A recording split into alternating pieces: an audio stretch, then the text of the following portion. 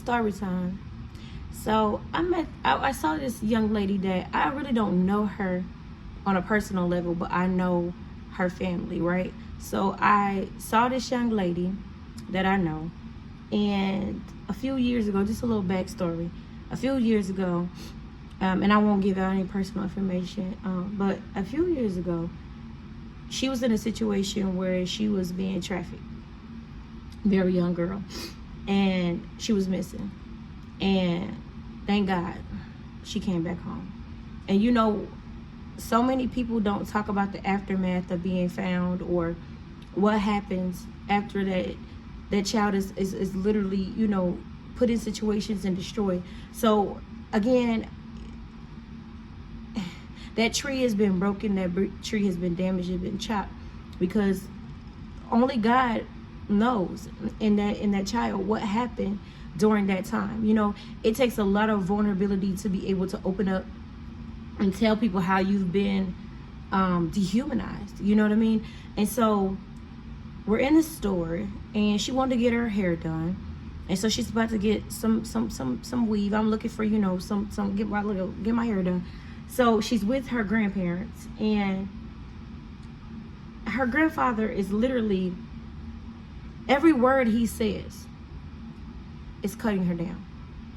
This is the word, and my soul was cringing. I stepped in a couple times, but then I had to step back out because it was like not my place.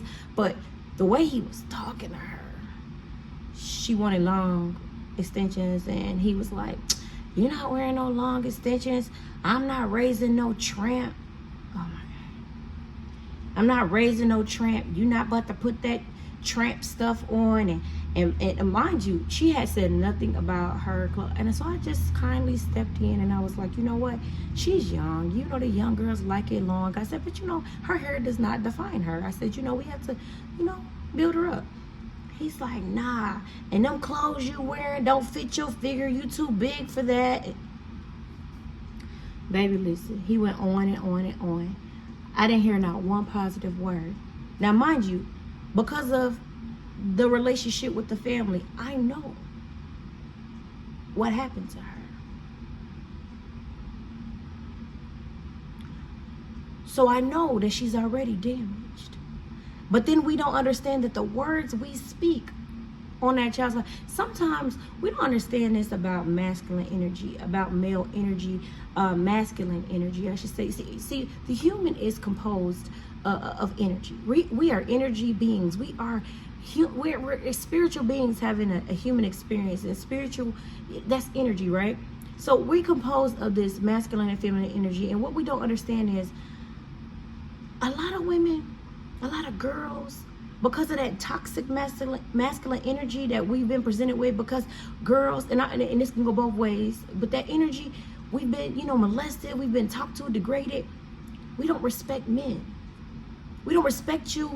Because what you've done is, those words you speak, baby, listen, they're toxic. And we think that we're protecting our children by saying, don't dress like this, or this is stamp wear. Baby, listen, you are not defined by what you like, who you date, how you dress, how you look. But the words that we're speaking over these children's lives are contradicting their existence. And again, the last thing this girl needs to hear anything about being a tramp, what happened to her. Even when we think, okay, yes, you know, a lot of us are promiscuous. A lot of us have been. Baby, listen, I thank God that God protected me, and I thank not only that God protected me, because I don't want to say it like that, because then you put people in a position where, oh, well, why didn't God protect me? I am grateful for the experiences that I had that could have been worse. I am grateful for the experiences that God got me out of, or delivered me from, or that I had the wisdom and the knowledge to walk away from, because it could have been so much worse in my life. Like, I look back over my life and I say, woo, I think things over, and I be like, Jesus, listen, I'm glad you were there. But sometimes, yes, we do put ourselves in positions, but nobody deserves to be dehumanized. Nobody deserves to be abused. Nobody deserves to be raped. Nobody deserves to be molested. Nobody deserves those things. Nobody deserves to be trafficked. Nobody. I don't care what you've done. And what we send these messages, see, messages are important. all around you each and every day. The universe is sending you messages that we miss because we're disconnected. Every single day, when you speak to somebody, when you're talking to somebody, when you drive past them, why do you think it's so important? It's so commercialized to have billboards, to have commercials, to have those things that we market our messages. What we're marketing to our children is that they're not good enough. What we're marketing to our children is that what they put on their bodies define who they are. They're overly sexualized, and then they are demonized and not, they're villainized for being a victim. And God is not pleased with this behavior. Listen, God is not pleased. And I use this as an example because we don't understand how toxic it is. Especially our elders, they love to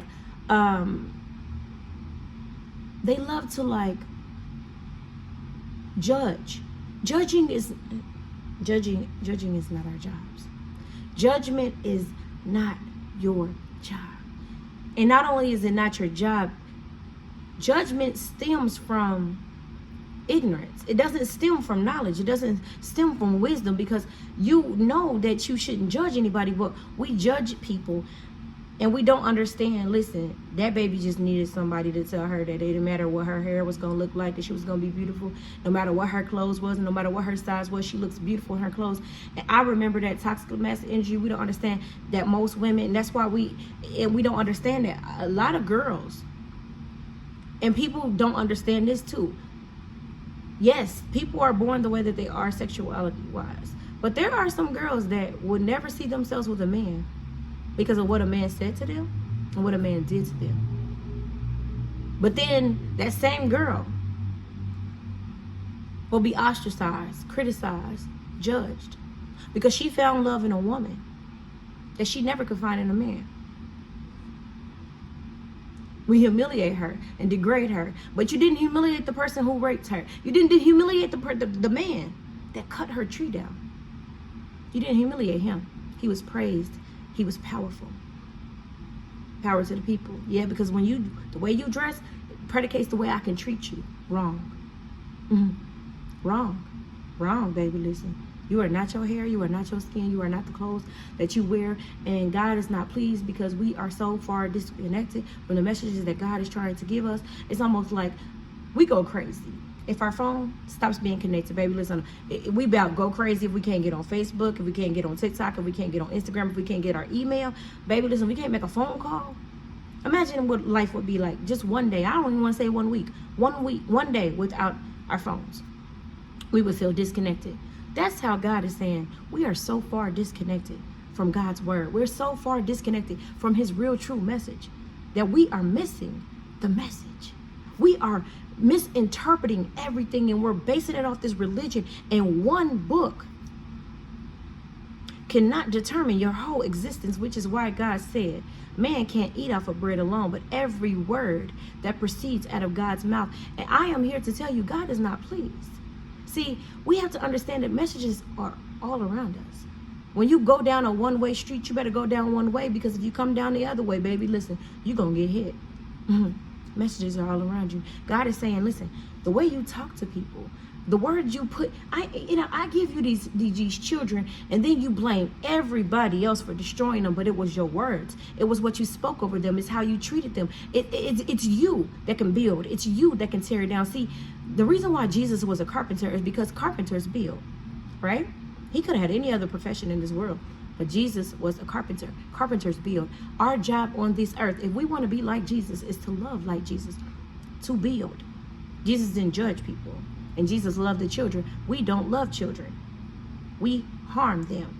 We use them. We abuse them. We manipulate them. We control them. We dictate who they are, and it's not our job. It's God's job. And so God is not pleased. And that's why 2 Corinthians 7:14, see, numbers are very important. They're all around you. When God's trying to get your attention, he'd be like, listen, God is trying to tell me something. Listen, God be trying to tell you something. Listen, if my people who were called by my name would humble themselves. Let's break that down. Humble. Get down to your knees spiritually. A child will lead the way. A child will direct you home. Yet we're killing the seed that we planted. We're killing the source with our religious ideology. We are not humbling ourselves to be able to listen to somebody that's a child, because you're a child. You stay in a child's place. That's not your place to tell me what to do. You can't give me an opinion. You can't tell me how you like to dress. I bought that. Okay, you bought it. But so are they supposed to wear it because you bought it and you like it? Baby, listen. Humble yourself. Turn from your wicked ways. The reason why we're not turning from our wicked ways is because we don't see our ways as wicked, but God does. Because what? God sees your heart. So when you tell that child, are you trying to build that? Look, when you speak, this is what you have to understand. And I'm very careful now. When I say this, what I'm going to say, am I building or am I tearing down? That's it. That's all. Am I building or tearing down? There's no in between. There is nothing in between. You're building or you're tearing down. So before you speak, you need to think before you speak. And not only do you need to change the way you think, see, that's why repentance. When you change the way you think, you change the way you speak, because it's all connected. So whatever a man thinketh, so is he. So if your thoughts are corrupt and wicked, so are your words. If your thoughts are in the good, if your thoughts are perversive, then so are your words, then so are your actions, then so is your heart. This is why we have to be aligned, but we don't understand the connection because we're too disconnected from God. We're too disconnected from the earth. We're too disconnected from hearing angels. We're too disconnected from being guided out of the darkness because we don't want to be. God said, turn from your wicked ways and I will heal your land. I will heal your family. I will heal and restore.